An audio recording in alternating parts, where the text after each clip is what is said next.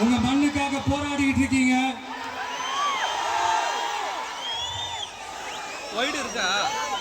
உங்க போராட்டத்தை பத்தி ராகுல் ஒரு பையன், சின்ன பையன் பேசுனதை நான் கேட்டேன். அந்த குழந்தையோட பேச்சு மனசு ஏதோ செஞ்சிருச்சு. உடனே உங்க எல்லாரையும் பார்க்கணும்னு தோணுச்சு, உங்க எல்லாரையும் கூட பேசி ஆகணும்னு தோணுச்சு. உங்க எல்லாரும் கூட நான் நிற்பேன், தொடர்ந்து நிற்பேன் சொல்லணும்னு தோணுச்சு.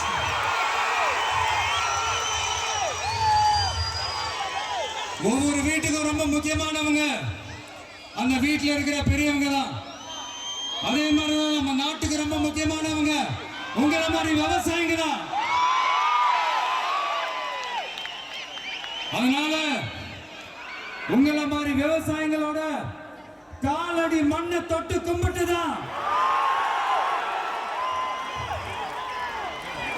என்னோட பயணத்தை தொடங்கணும்னு ஒரு முடிவோட தான் இருந்தேன்.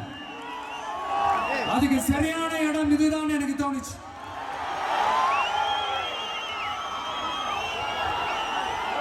என்ன உங்க வீட்டில் இருக்கிற ஒரு மகனா என்னோட கள அரசியல் பயணம் உங்களோட ஆசீர்வாதத்தோட இங்கிருந்து தான் தொடங்குது. நம்மளுடைய முதல் மாநில மாநாட்டில் நம்ம கட்சியினுடைய கொள்கையை பத்தி எடுத்து சொன்ன அதுல ஒண்ணுதான் இயற்கை வள பாதுகாப்பு. சூழலியல் மற்றும் காலநிலை நெருக்கடியை எதிர்கொள்ளக்கூடிய இயற்கைக்கு ஊறு விளைவிக்காத பகுதிசார் மாநில வளர்ச்சி பரவலாக்கம். இதான் நாம் அறிவிச்ச அந்த கொள்கை. இதான் நான் இங்க சொல்றதுக்கு காரணம் ஓட்டு அரசியலுக்காக இல்ல.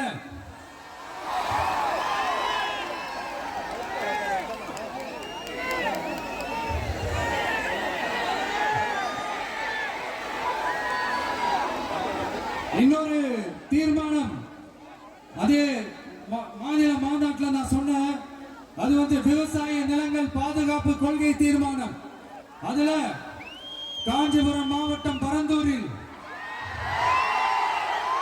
1000க்கும் மேற்பட்ட ஏக்கர் பரப்பளவில் 13 நீர்நிலைகளை அழிச்சு சென்னையை நிரந்தரமாக வெள்ளக்காடாக்கும் இத்திட்டத்தை ஒன்றிய மாநில அரசுகள் கைவிட வேண்டும் என்று வலியுறுத்தின. அது மட்டுமில்லாம இந்த மண்ணுக்காகவும் மக்களுக்காகவும் நம்ம விவசாயிகள் பாதிக்கிற இந்த திட்டத்துக்கு எதிராக சட்ட போராட்டம் நடத்தவும் தயங்க மாட்டோம்னு சொல்லியிருந்தோம். அதை இங்க உங்க முன்னாடி ரொம்ப ஸ்ட்ராங்கா வலியுறுத்துறேன். இந்த பிரச்சனையில நான் உங்களோட உறுதி அளிப்பேன்.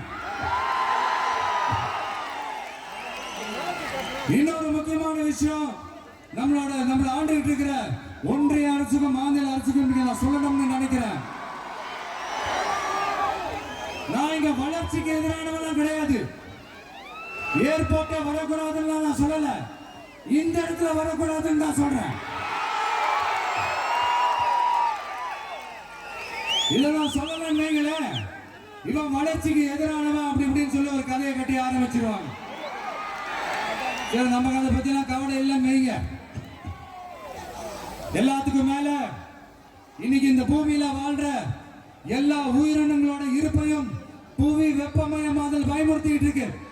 அதனுடைய ரிசல்ட் தான் ஒவ்வொரு வருஷமும் இந்த மழை காலத்துல வெள்ளத்துல சென்னை சிட்டி எப்படி தத்தளிச்சுக்கிட்டு இருக்கிறத நம்ம பார்க்கிறோம். இப்ப ரீசன்ட் டைம்ல எடுத்த ஒரு அறிவியல் ஆய்வுல இப்படி ஒவ்வொரு வருஷம் சென்னையில வர ஃப்ளட்டுக்கு காரணமே இங்க இந்த சுற்று வட்டார பகுதியில் இருக்கிற சதுப்பு நிலங்களை நீர்நிலைகளை அழிச்சது தான் சொல்லுது. இப்படி ஒரு சூழல் இருக்கும்போது 90% ஆஃப் விவசாய நிலங்கள் 90% ஆஃப் நீர்நிலைகளை அழிச்சு இங்க இந்த பரந்தூர் விமான நிலையத்தை கொண்டு வரணும்னு எடுக்கிற அந்த முடிவை எந்த அரசா இருந்தாலும் அது மக்கள் விரோத அரசா தான் இருக்க முடியும்.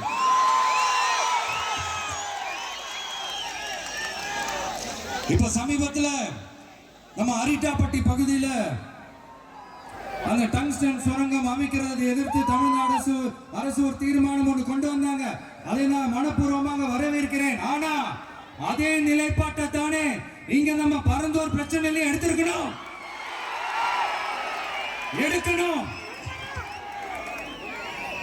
எப்படி அரிட்டாப்பட்டி பகுதி மக்கள் நம்ம மக்களும், அதே மாதிரி தானே பரந்தூர் மக்களும் நம்ம மக்கள்.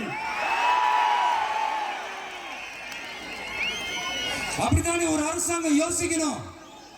ஆனா அப்படி செய்யலையே. ஏன் செய்யல? ஏன்னா இந்த விமான நிலையத்தையும் தாண்டி இந்த திட்டத்தில் அவங்களுக்கு ஏதோ ஒரு லாபம் இருக்குது.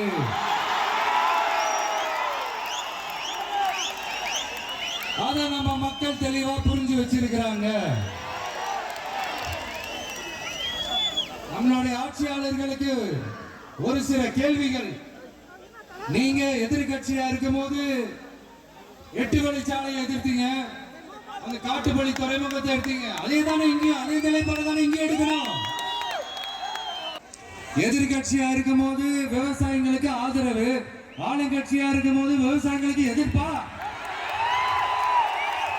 எனக்கு புரியலையே.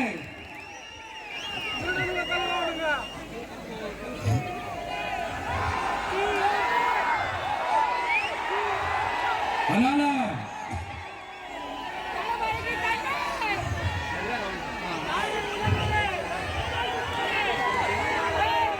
இனிமேலும் சொல்றேன், உங்க நாடகத்தெல்லாம் பார்த்துக்கிட்டு மக்கள் சும்மா இருக்க மாட்டாங்க. நீங்க உங்களோட வசதிக்காக அவங்களோட நிக்கிறதும் அவங்களோட நிக்காம இருக்கிறதும், நாடகம் ஆடுறதும் நாடகம் ஆடாம இருக்கிறதும், அது சரி. நம்புற மாதிரியே நாடகம் ஆடுறதுல தான் நீங்க கில்லாடிகளாச்சு.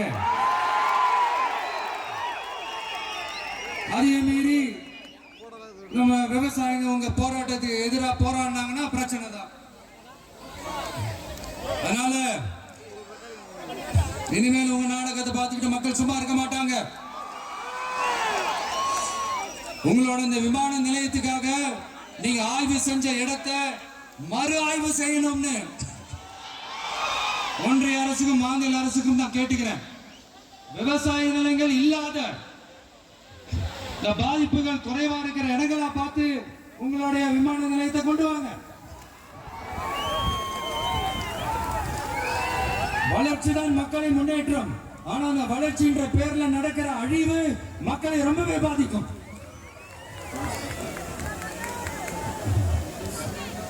நீங்க எல்லாரும் உங்களுடைய ஊர் கிராம தேவதைகளான கொல்லமட்டால் அம்மன் ஆலயம்,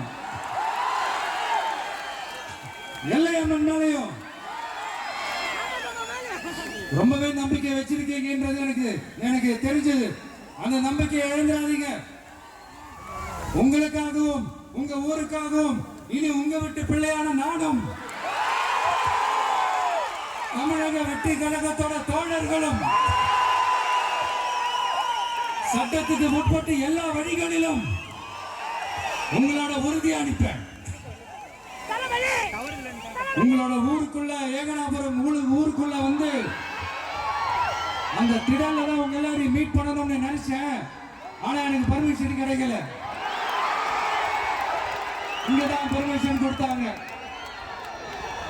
நான் ஏன் ஊருக்குள்ள வரணும் தடைன்னு எனக்கு தெரியல. இப்படிதான் கொஞ்ச நாளைக்கு முன்னாடி நம்ம புள்ளிங்க ஒரு நோட்டீஸ் கொடுத்ததுக்கு தடை விதிச்சாங்க.